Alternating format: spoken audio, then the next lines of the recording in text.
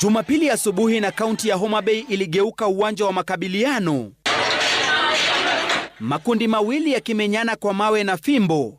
Eneo la Nyandiwa ndiko makabiliano yalikuwa mapema. Barabara za kuelekea kanisani walikotarajiwa kuabudu wanasiasa walinda mwananchi zilifungwa kwa mawe na miti. Kundi jingine la vijana lilitembea katikati mwa jiji wa Nyandiwa. Vijana wakiimba nyimbo za kusifia serikali huku wakibeba mawe bila uoga. Upande wa linda mwananchi pia ulikaa kona tofauti wakisubiri viongozi wao. Mji wa Oyugis pia hali ilikuwa si hali, vijana wakiteketeza magurudumu katikati ya barabara. Mji wa Homa Bay ambako walitarajiwa kufanya mkutano wa mwisho uliwekwa vizuizi kila kona. Kundi la vijana likihakikisha viongozi walinda mwananchi hawafiki kuhutubia wananchi. Wanahabari wawili wa AFP, Fred Ooko na Brian Ongoro, walivamiwa na wahuni walioiba vifaa vyao walipokuwa wakipiga picha. Vurugu mjini Homa Bay zilianza Jumamosi usiku wakati makundi ya vijana yalivamia mikahawa. Mkahawa wa Tourist ulipata hasara kubwa baada ya vijana waliovalia mavazi yaliyokuwa na nembo za ODM kuvamia, kuharibu na kuiba vifaa. Msafara wa aliyekuwa gavana wa Bungoma Wycliffe Wangamati ulivamiwa na wahuni katika makutano ya Asumbi akielekea Nyandiwa asubuhi. Haya yakijiri, polisi wamewakamata washukiwa 17 waliokuwa wakisafiri kuelekea Homa Bay. Vijana wawili wakikamatwa na mapanga 5 ndani ya gari lao katika barabara ya Nthiwa, kaunti ya Migori. Washukiwa wengine 15 walikamatwa usiku wa kuamkia leo katika barabara ya Kisumu kuelekea Kericho. Visa hivi vya ghasia vimekashifiwa na Baraza la Wahariri Kenya, walioshtumu dhuluma dhidi ya wanahabari na kutaka Inspekta Jenerali Douglas Kanja kuanzisha uchunguzi mara moja kuhusiana na matukio hayo. Shirika la Amnesty International pia limeshtumu matukio ya leo. Gatete Njoroge, runinga ya Citizen. Na mtazamaji, nafikiri taarifa hiyo ya Gatete Njoroge hapo jana inatuwekea taswira nzuri tu ya kuweza kuanza mazungumzo yangu na wageni wangu hapa studioni. Kando yangu kabisa ni Jewel Kogo ambaye ni mwakilishi wodi maalum kutoka kaunti ya Uasin Gishu. Pia tuko naye dada yetu Nimo Mahmud ambaye ni mwanafunzi katika chuo kikuu cha Egerton. Pia anamezea mate masuala ya uongozi katika taifa hili. Karibu sana Nimo. Tuko naye dada yetu Dorothy Mwanyumba, mtaalam masuala ya vijana, anatokea kaunti ya Taita Taveta, lakini shughuli zake nyingi anazifanya hapa jijini Nairobi pamoja na vijana wengine. Na pia tuko na ndugu yetu Peter Gitau, kiongozi wa vijana anayemezea mate kiti cha ubunge katika eneo bunge la Kabete katika kaunti ya Kiambu. Karibuni sana katika studio zetu. Bila shaka nafikiri leo tujizuie kuzungumzia vigogo wa kisiasa kwa sababu nafikiri kwa bahati mbaya ndio tatizo la uongozi katika taifa hili. Na nafikiri Jewel, nianze na wewe. Unapoona taswira kama ile iliyotokea pale Homa Bay kuhusiana na linda mwananchi, kitu kinachojitokeza moja kwa moja ni kwamba ni vijana wenyewe kwa wenyewe wanahusishwa katika ghasia. Wewe kwa bahati nzuri au mbaya unatokea kaunti ambayo iliwahi kushuhudia ghasia kama hizi wakati wa uchaguzi mwaka 2027, tanda belua la kisiasa. Unaona hatari yoyote na kule tunakoelekea? Na ni kwa nini unahisi vijana wanakubali kwa urahisi kutumika? Hakuna kiongozi ambaye pengine alichochea wahuni wale alijitokeza kurusha mawe isipokuwa ni vijana. Isitoshe wale wanaokabiliana ni ndugu, ni marafiki kutoka jamii moja, wengine ni mashemegi, wengine wanafanya biashara katika soko moja, lakini ikija masuala ya siasa mtu anavutia kwake kiasi kwamba lazima azue fujo. Kwa nini vijana wanakubali kutumika namna hii? Asante sana Nimrod. Kwanza kabisa ni kusema kuwa vijana katika nchi hii wamekubali kutumika kwa sababu ya kukosa kazi, lack of employment. So wakiwa katika zile zuguzugu wanapewa handouts hapa na pale, ambapo kama vijana ni swala ambalo tunafaa kukataa kabisa. Ya pili ni kuwa kukosa, tunaweza sema kwa lugha ya Kimombo, kukosa advice kutoka kwa walio mbele yetu. unaona. So, ni kwa sababu hawana si kielelezo bora cha kuiga. Yes. So wakikosa advice wanaambiwa kuwa ukienda pale kwa barabara kukimbizana, kupigana mawe, watapata nitasema kwa lugha ya Kimombo tena, nitasema watapata umaarufu. Lakini kuna neno ambalo umesema, ukosefu wa ajira. Ni neno ambalo limetumika mara nyingi kuhusiana na vijana, lakini pengine nataka tofautiana nawe kidogo, Jill, na uniruhusu. Kwa sababu gani? Sababu sidhani kama vijana wale wote hawana kazi. Kuna wengine pengine wako sokoni, pengine mwingine ni fundi wa viatu, mwingine pengine ni mvuvi wa samaki kutoka sehemu ile, kwa sababu ni masuala ya kibiashara. Kuna mwingine pengine ni bawabu, pengine mwingine anauza mitumba. Lakini siku hii kwa sababu tumearifiwa na viongozi fulani tuzue vurugu, wengine wasifanye kampeni, mtu anajitokeza, kwa sababu sioni kwamba kila mmoja tuweza kusema ni ukosefu wa ajira. Pili, ikiwa ni ukosefu wa ajira, unaweza kusema kwamba unamchukia mpaka jirani yako kiasi kwamba uko radhi kujihami kwa mapanga, marungu na mawe kwa sababu ya mwanasiasa fulani. Mbona usiwaache wafanye kampeni zao, halafu ikija wale viongozi unashabikia na wewe ujitokeze? Jiwa. Kama nilivyosema hapo awali, sisi kama vijana tumezoeshwa kuwa siasa ya chuki ndio siasa ambayo tunafanya. Unaona, siasa ya chuki, tukisema chuki ni siasa ambayo unaweza chukua panga na uweze kumkata mwenzako bila kusikia ubaridi yoyote, without feeling the chill. Unaona, tukisema siasa ya chuki tunasema siasa ambayo wakati watu wameenda kufanya mikutano yao, wewe ndio unajua kuchukua mawe zaidi kuliko wengine, uende uwalinge wale wanapofanya mikutano yao. Tunaposema tunaposema maneno ya ajira, ni ngumu sana upate kijana aliye na ajira akuje katika mkutano ule kufanya vurugu. Mtu anapokuwa na ajira inamaanisha kuwa akili yake iko sana katika ile kazi anafanya. Akili yake iko sana katika ile biashara anafanya. Na pia nataka kuwahimiza vijana kuwa sisi kama vijana sio lazima uende kwa ofisi uandikwe kazi. Kuna ile mali inaitwa self employment. Jiandike kazi, jiajiri kazi, ili usiwe wewe ndio unatumika na wanasiasa kufanya siasa ya vurugi na siasa ya chuki. Sawa, nimekupata. Nimo nije kwako. Kwa sababu gani nimetumia neno hili kwamba ujana ni moshi haswa katika siasa?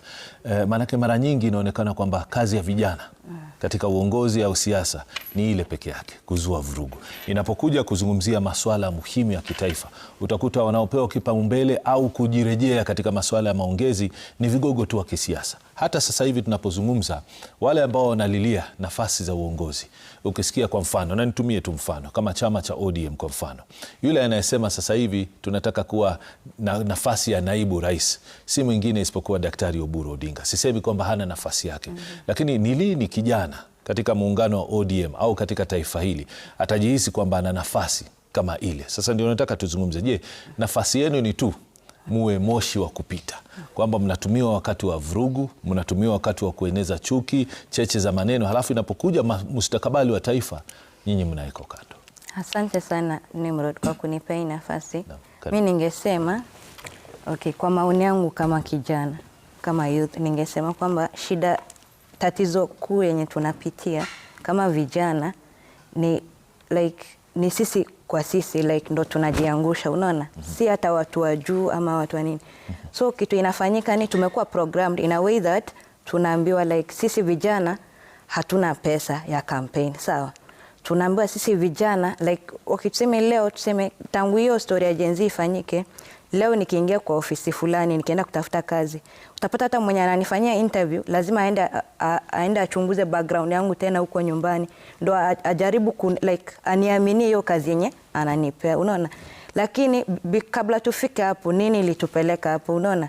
Shida ni hawa watu wa huko juu, unaona? Tuna lack mentorship. Shida si finances.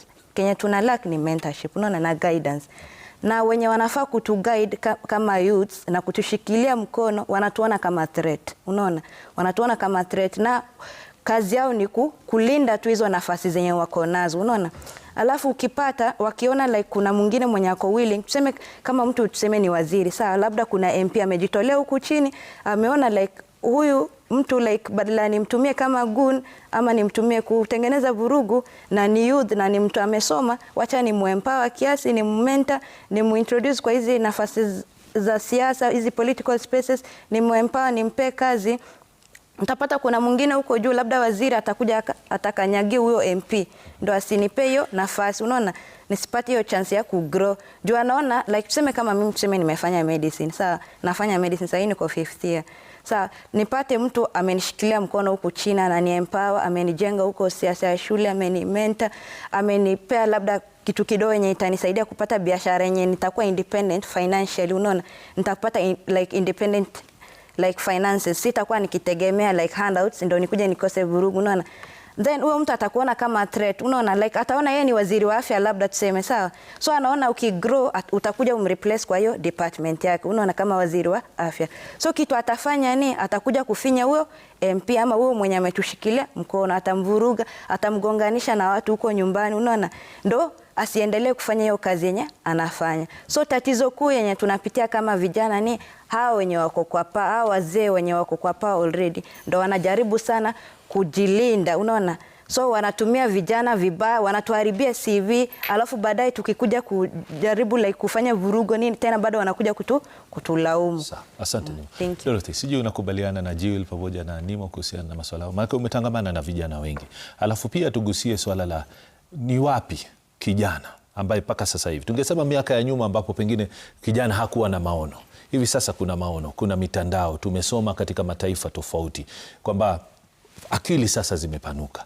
Ni vipi sasa hivi kijana anashindwa kutofautisha kwamba kuna mwelekeo mzuri wa kufuata katika siasa na mwelekeo mbovu wa kufuata katika siasa, kama tunavyoshuhudia katika ghasia ambazo zinashuhudiwa kwenye kampeni na hata mikutano ya kisiasa?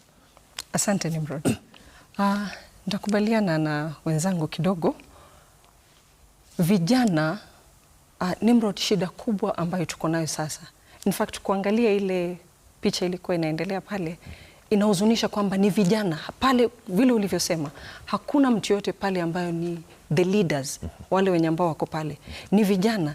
Na kwangu mimi nikiangalia, then kwa sababu gani wewe kama kijana utaacha ile shughuli yako ambayo ulikuwa unafanya uende kukaa mahali ambako maisha yako yanakuwa katika hatari? Na pia kwa sababu unahatarisha maisha. Mtu anaweza kukupiga jiwe likakutoa uhai, mtu anaweza akakupiga fimbo au hata akakukata kwa upanga. Exactly. No. Alafu naona ulisema vizuri kwamba wale wenye ambao wako pale sio ati kila mtu pale hana ajira.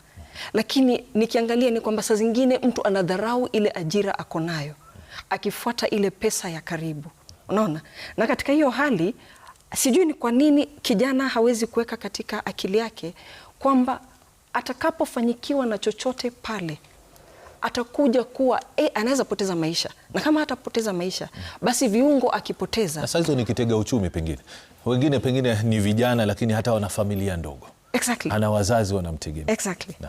Alafu unaona atakuja kuwa mzigo katika jamii.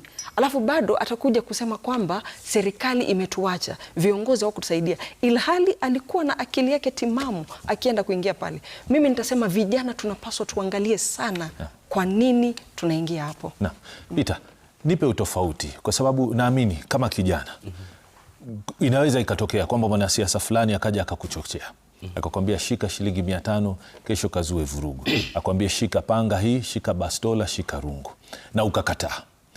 Kwa nini wengine wanakubali? Hapo ndio nafikiri natatizika kimawazo. Kwa nini kuna mmoja anasema heri nifanye uhuni, na mwingine atatumia busara yake aseme kama ni kwenda kumdhuru mwenzangu tu kwa sababu ya maoni tofauti ya kisiasa, na tunasema ni demokrasia, kwa nini isiwe hivyo? Kwamba vijana wanaweza kusema ndio tumeambiwa na mwanasiasa fulani tukazue vurugu, lakini ije mwisho wa siku mseme hatutafanya hivyo. Wacha wawe na nafasi yao kufanya mkutano wao, kesho kutwa tutakuwa na nafasi yetu. Ndio. No. Kwanza kabisa huwa tunasema mambo kwa ground ni different. Inawezekana vijana wana ajira lakini zile hela hazitoshi, na mambo ambayo tumekuwa tukiona kawaida sasa hivi katika nchi yetu ni kwamba yes, kuna wale ambao wana kazi, kuna wale ambao hawana, uchumi umebadilika, na kuna mambo ambayo hawawezi wakaweza kulipia. Kwa hivyo unapata wanasiasa wamekuwa wakichukua advantage ya mambo kama hayo, ya kuwatafuta vijana kama wale vijana ambao wamekaa tu. Ukienda yani sehemu tofauti utakuwa unapata tu vijana wametulia tu. Kwa hivyo saa zingine unaweza sema kuna ajira ndio, lakini wakati so many times hakuna ajira. na wale vijana ndio maana unapata inakuwa ni rahisi kuwatumia. Nitakubaliana na wewe ikiwa utajibu hili. Ndio. Leo Homa Bay kuna utulivu. Ndio. Kweli ama siku? Kuna wale wana kazi na hawana kazi. Si wanaketi pamoja. Wengine wanavuta sigara pamoja, wengine wanatafuna miraa, wengine pengine wako kwa vileo, wengine pengine wako sokoni pamoja. Sasa kwa nini itokee wakati viongozi ndio wamekuja kuchochea tukumbuke hakuna ajira? Kwani leo si kuna utulivu na hakuna ajira? Mbona leo wale waliopigana jana wakurushiana mawe sasa hivi leo wanatangamana kwa uzuri tu? Pengine mwingine anamkumbusha mwenzake, mimi nilikuwa sehemu fulani nilikuwa na mawe, lakini hawapigani leo. Inatokea tu wakati mwanasiasa amechochea jambo fulani au mwingine amepania kufanya mkutano mahali fulani. Hapo nataka unifahamu. Kwa sababu hizo ndio kazi ambazo wanapewa. Tumesikiza kauli ya Atuoli akisema kazi zetu kama vijana ni kazi za security, kazi za kulinda nchi. Sisi katika uongozi hatutakikani popote. Hao ndio wanafikiria hivyo. Kama viongozi wetu, hao ndio mawazo yao. Unafikiria wakija pale Homa Bay wanafikiriaje? Watawapa hao vijana kazi gani? Sasa unapata ndio inakuwa tofauti kidogo, kwa sababu saa hizi hakuna siasa inaendelea leo. Kuna utulivu. Lakini jana wakati walikuwa wakienda, kazi ambazo wanapatia vijana hao ni kazi ya vurugu. Ya kutoa vurugu, na tumeona sio jana tu, tumeona hata sehemu nyingi sana ambao wakivua vurugu kwa sababu wanawatuma vijana wabebe bakora wapige opposition leaders ama leaders wengine ambao wanatofautiana kisiasa. Ndio. Nimo nitakuja kwa tunaenda mapumziko kidogo, lakini pia tukirejea tuwazie jambo hili ambalo pia huenda linakera, kwa sababu mara nyingi tukiona vurugu zinazotokea zinahusisha viongozi wa upinzani. Sio kwamba wao wamechochea, lakini kila wanapokwenda katika ngome ambazo pengine hawakubaliki, vurugu zinatokea. Siamini nimeona vurugu katika mikutano ambayo pengine Faruk Kibet ama Raymond Ombola ameweza kuhusika na kuzungumza, au Geoffrey Ruku amekwenda kuzungumza kwa niaba naibu rais Kindiki. Ndio nataka tuzungumze, inakuwaje vijana tunatofautishwa katika masuala ya upinzani, lakini vigogo wenyewe wako sawa, wanakutana katika mikutano yao na kadhalika. Hapo nataka muniwazie, na ni kwa nini tutaendelea kujitenganisha namna hiyo. Usijali, nitakupa nafasi. Mtazamaji, tunakwenda mapumzikoni, tunarejea hivi punde.